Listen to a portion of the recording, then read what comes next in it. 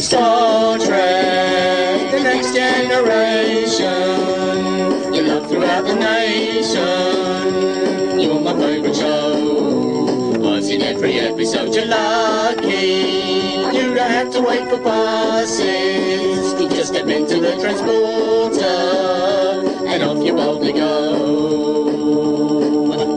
Mr. Wars, welcome to the bOrgcast. We are the Org. Well, I'm Peter. And I'm Anne-Marie. Organ, hence the Org, hence the Borg. Yes. It kind of makes some sense. Ish. And our purpose is to assimilate seasons 2 to 7 of Star Trek The Next Generation. Why not season 1, you may be asking? Riker has no beard. That might be one of the reasons, yes, that's certainly a very important reason for Anne-Marie. Can't cope with poor old Riker without a beard. But it's because I've just, well, I say just recently, because it's taken me about a year of determined trying to watch all the way through season 1. But I've been doing it as part of my column on Geek Planet Online, Blessed Are the Geek. So I've already gone through all the way through the first season. More for you. More for me, and I couldn't face it again, to be brutally honest, for this podcast. But we thought we can't say nothing about season 1. So therefore, this is a season 1 special. We're doing the worst and the best of season 1 of Star Trek The Next Generation. Yeah, the worst is, painful, but there we go. Yes, worse than Batman and Robin. Yes. I mean, the other reason we're not going all the way through season 1 again is that Anne-Marie just wouldn't watch it. No, most of it is crap. I'm fairly amazed I managed to get her to watch the worst one, but I did somehow or other. I think beer was involved. Yes, beer was required. You had to watch it again. Yes, twice in 1 year. I ought to say before we get too involved, many thanks to Adam Buxton. Yes. Who you heard singing at the start of the podcast. He very kindly gave permission for us to use that. It's from many, many, many years ago on Takeover TV. Yeah. But it's something that's always stuck in my brain. And my joy was exceedingly high when I discovered it on YouTube. Even more exceedingly high when I wrote off to him and said, could we possibly use it for this podcast? And he wrote back saying, yes. Yes. I was so excited. Yes, but it was my idea. It was probably Anne-Marie's idea. No, it was definitely my idea. I can't remember. But walking back from the pub, you'd probably had a few. There were beers involved. You asked whether I'd be willing to do a podcast on Next Generation, and my two conditions were no season 1, and we have to have that as the theme tune. Yeah, so all in all, thank you very much, Adam Buxton. Yes, thank you. I thought we'd just start by saying what Star Trek The Next Generation kind of means to us, because it's perhaps a curious series to choose. It's not necessarily my favourite sci-fi. Oh, it's definitely not actually my favourite sci-fi series. There are plenty of others out there, many of which are currently being covered by Geek Planet. But the real thing that makes Star Trek The Next Generation special is that it was our joint geek first love, wasn't it? Yes. The first geek pleasure we shared together. Yes. So to speak. We're going down a very dangerous road We now, are. aren't we? And we're going to worry people, particularly those that know we have the uniforms. Yes. Best not dwell on that. Yeah, no, not such a good idea, I don't think. I actually got to see it just, I think, slightly before it got shown on the telly, because I managed to pick up a few ex-rental copies of the series when they came out on video. Now, kids, video was this thing that existed before Blu-ray and before even DVD. Yes, there was such a thing. It was made of stone, and it was powered by pterodactyls on a treadmill type affair, just like you may have watched in the Flintstones. But you're probably too young to remember the Flintstones. Anyway, yes, video, ex-rental, huge, great big... I don't know why the cases were bigger than the average video case. Video cases were huge. Well, they seem like it now. But these were even bigger. And I got to watch, I think it was about the first 6 or 8 episodes. I can't remember how many I picked up now. All very grainy copy because they've been hired by numerous people. But I got to see it because I was desperate to find out what this new Star Trek was about. I was already into Star Trek, not so much because of the original series, it has to be said. I mean, I kind of like the original series, but I was always frustrated that you never got to see the alien from the Corbomite maneuver in every episode, despite the fact that his face appeared at the end of every episode. It was like, I want to see the alien! And I never got to see the Gentle Ben episode, so there we go. That's another series. I was really, really into the movies, particularly, obviously, Star Trek 2, which is, one of the best films of any kind made ever. So this Next Generation thing seemed like an interesting thing to see. And then, of course, the Beeb started showing it. in 1990, and it kind of sort of filled the gap that was left by Doctor Who, which of course had died by then, sadly. So it was feeding my spaceship. I mean, there weren't even that many spaceships on Doctor Who, to be honest, but it was the excitement of seeing spaceships on weekly television was more than I could wish for. Of course, rewatch season 1 now, the effects don't look so great, but at the time they looked as good as anything in the movies. Well, my mum is the one who got me into Next Gen. I don't know where or how she heard about it. Possibly the Radio Times, I don't know. But she'd been a fan of the original series, and she suggested that we watch this new one, which we did. But my sister complained because it clashed with, I think it was Home and Away. So for most of the first few seasons, all I ever got to see was the last half hour of any episode, if that, because I could only watch the last bit after Home and Away had finished.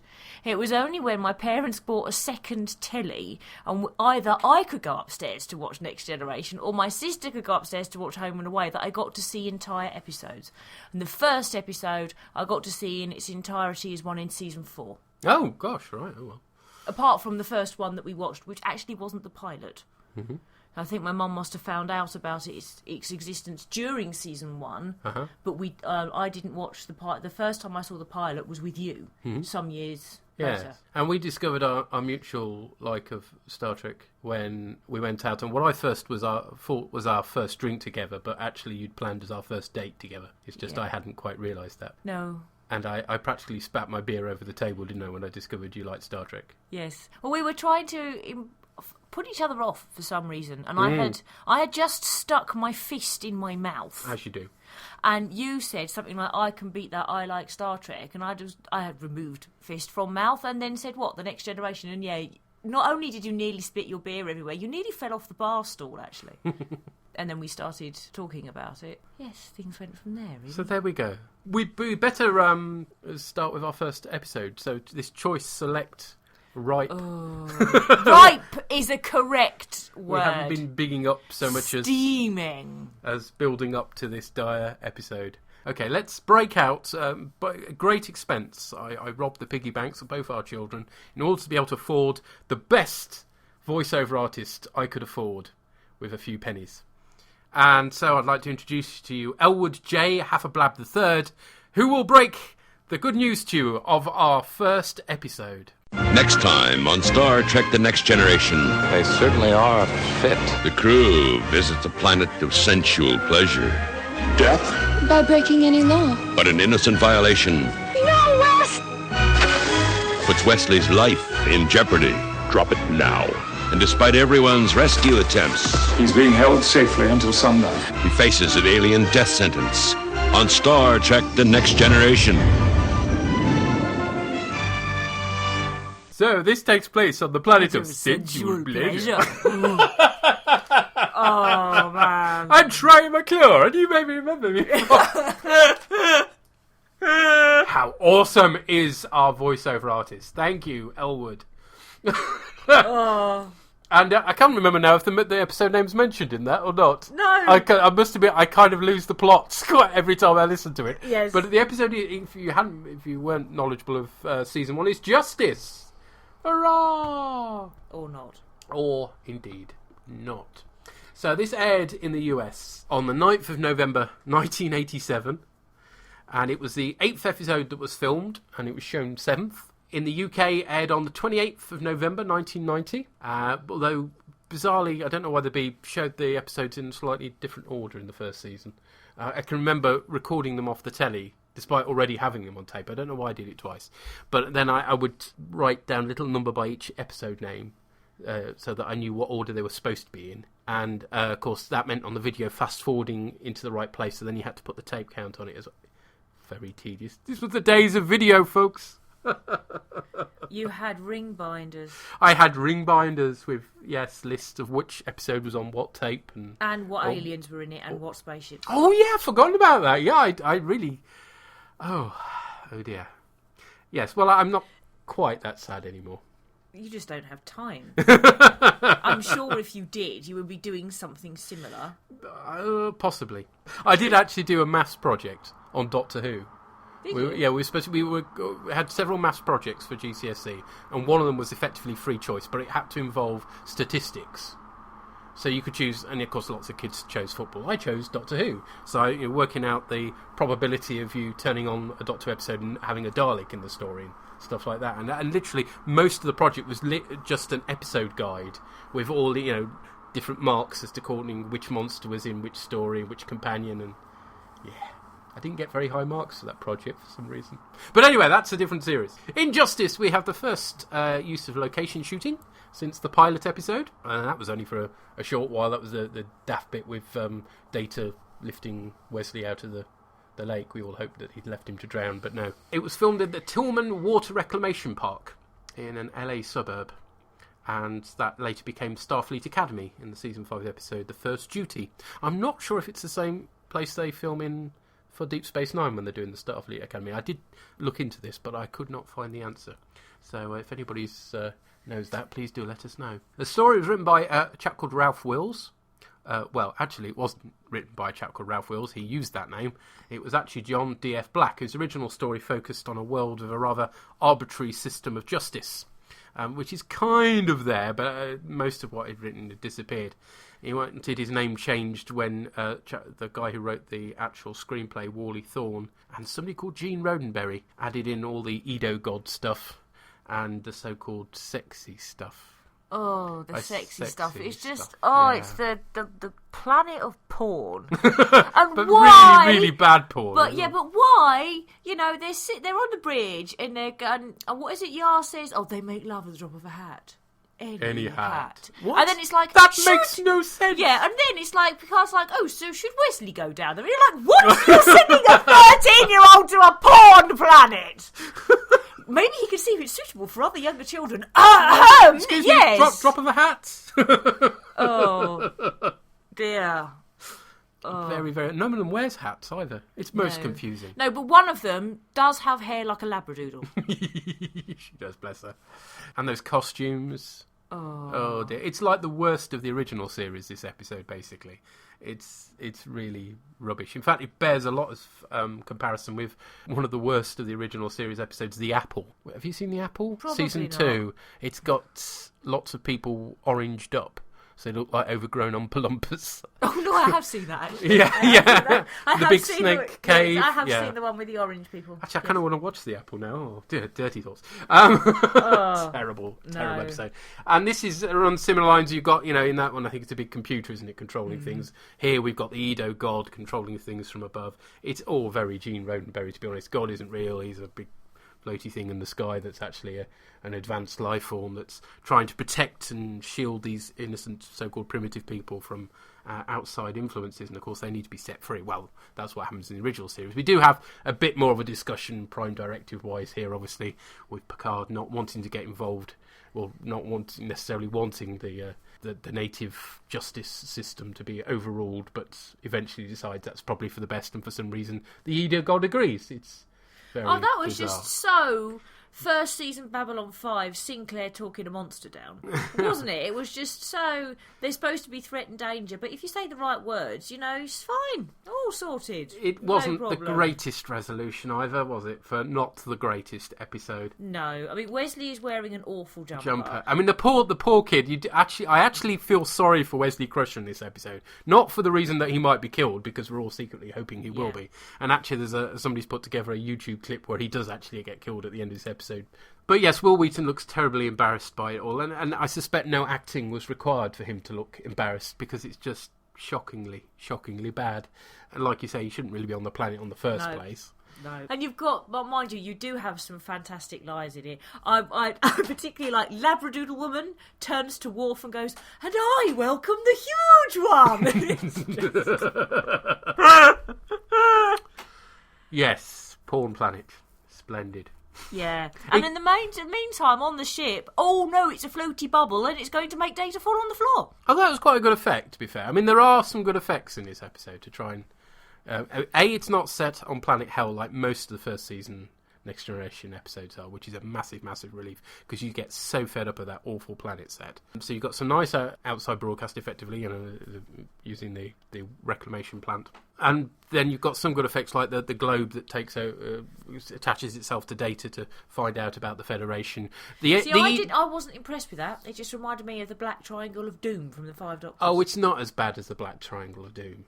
No, but given how much time had passed, it should have been a lot better. No, I think you're probably judging it on today's standards. I mean, by today's standards, not a great effect. By then, brilliant, as far as I'm concerned, for the time.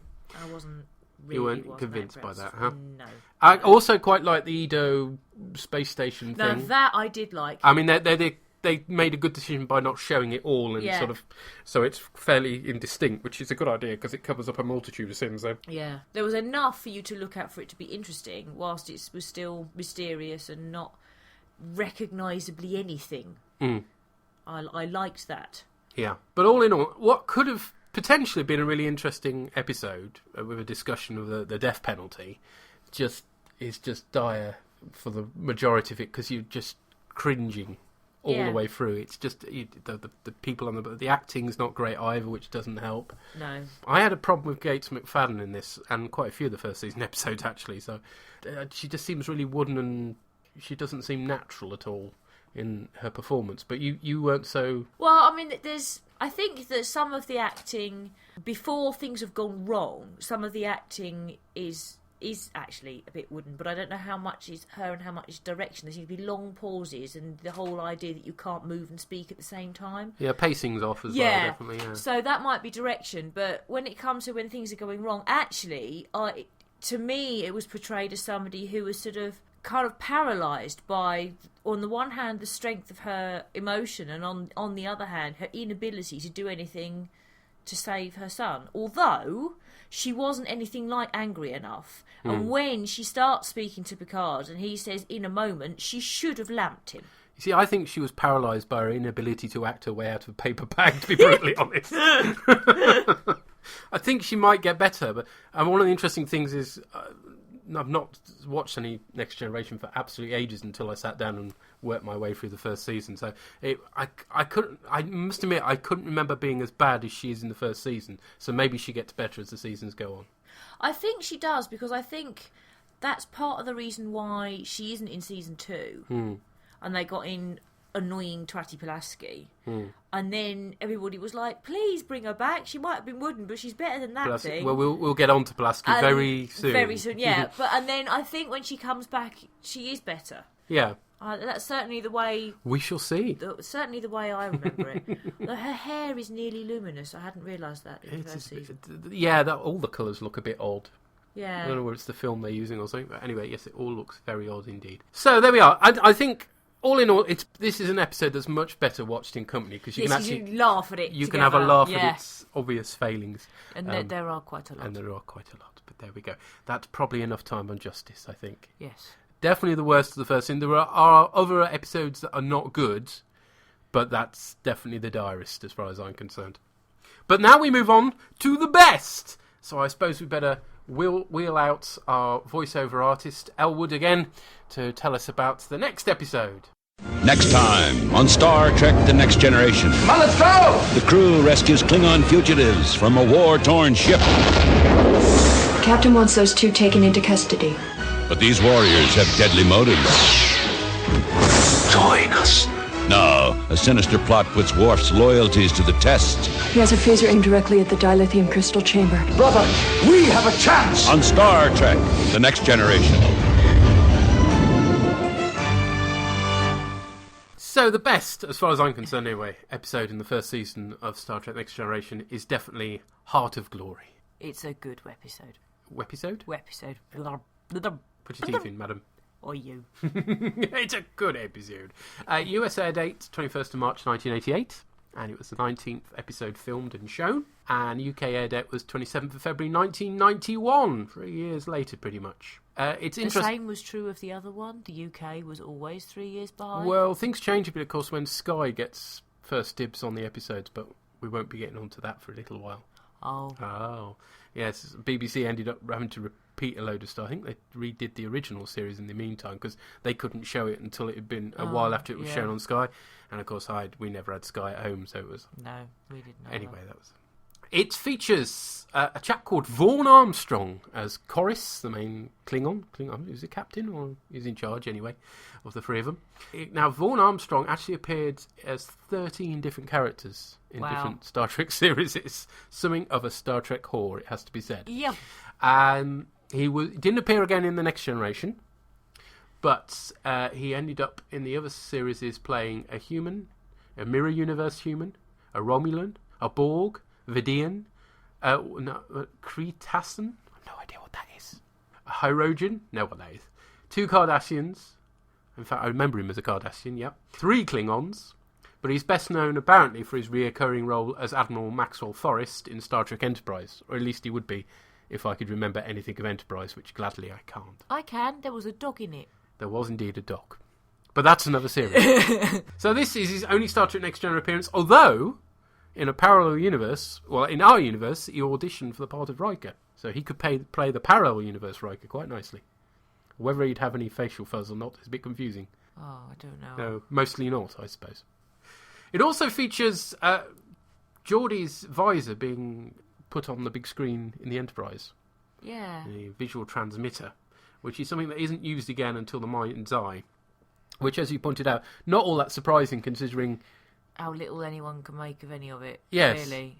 It's actually worse than pointing a camera at something. Yeah. And you'd think they'd still have cameras in the 24th but they century. don't know. I mean, it's not like at any point in Next Gen No, or, somebody beams or DS9 down. or whatever, anybody beams down with a Very camera curious, isn't it? at all to say, hello, this is the footage, can you see it? That's good, or anything. Yeah, I don't know why that doesn't happen. But it doesn't. No.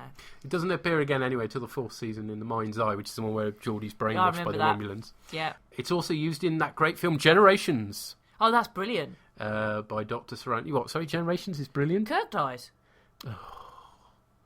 I am not a Shat fan. I'm not sure I can carry on.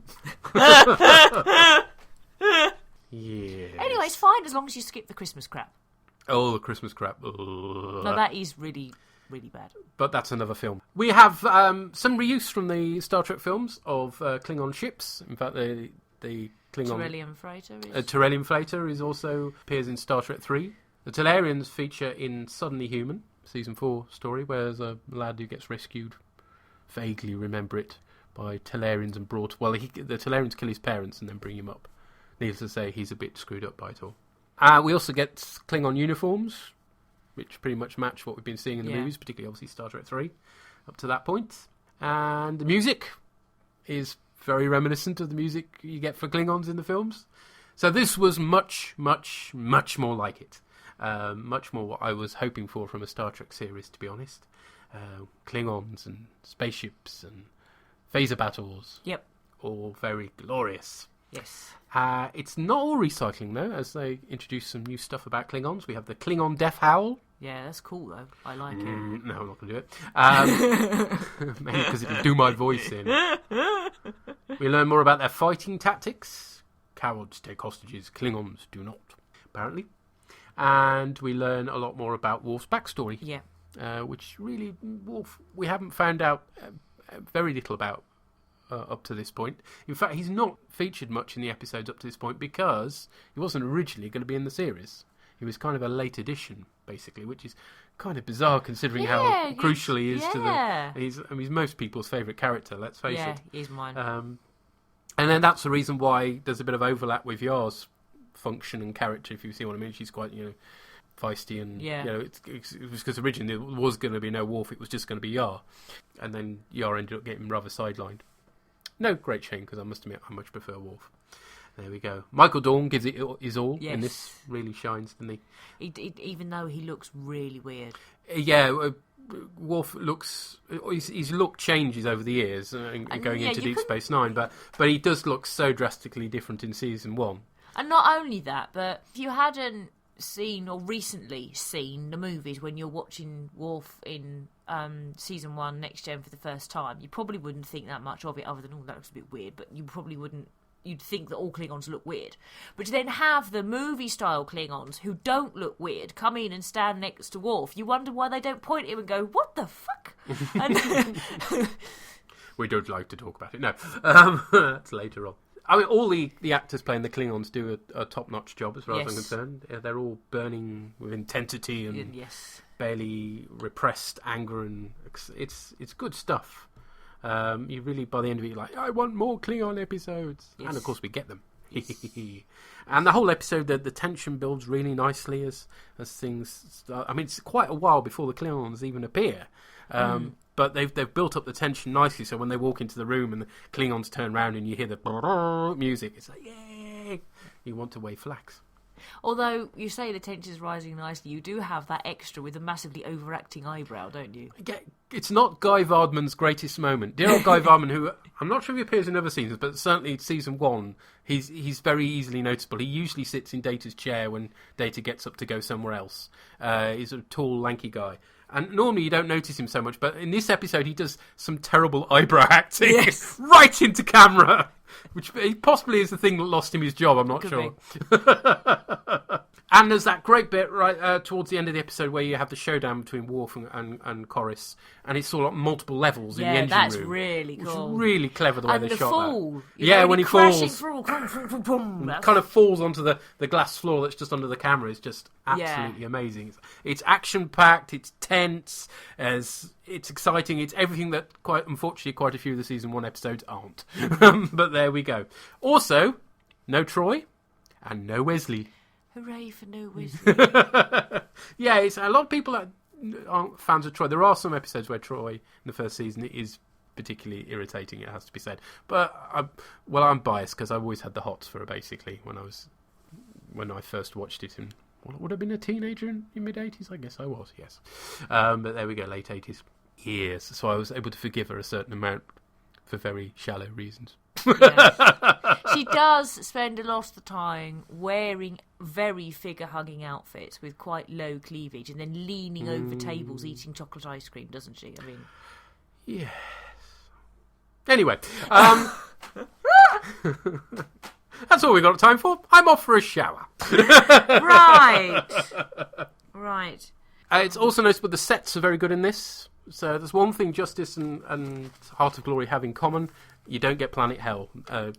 Justice, because it's mostly inside buildings or in the reclamation plant.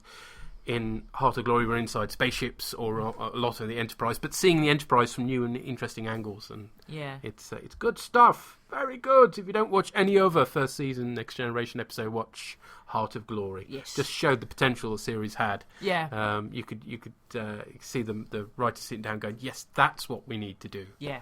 So there we go. That's our little peek into the first season. I suppose we might be persuaded to watch another episode or two if people are desperate for us to do so. But we're going to move on next month to Season 2. Yep. Where we'll be watching The Child, which is an interesting episode. Yes. Yeah. And Where Silence Is Least. Which I don't even remember. And I really don't have good memories of. So, yes, probably not the 2 best episodes in Season 2, but not the worst episode in Season 2. What's the worst episode? If you can't remember, you've got that joy to come. I will probably remember once I see the teaser and go, oh no! So if you've got any feedback, either on Justice or Heart of Glory or the first season in general, or if you want to send us some feedback for The Child or Where Silence Is Least, then please feel free to do so. You can either email it in. I'm revpeterorgan@yahoo.co.uk. Or put something up on the wonderful forums on Geek Planet Online. Yeah, they're cool. Check them out. Yes. So there we go. Child and Where Silence Is Least in a month's time. Until then, God bless. Bye. When I found out that it was ending, I wrote them all a letter to say they had to die. They sent policemen round to see me now. My life is rather empty because you've gone and left me. Where did you boldly go? Where did you boldly go? Where did you boldly go? Where did you boldly go? bastards.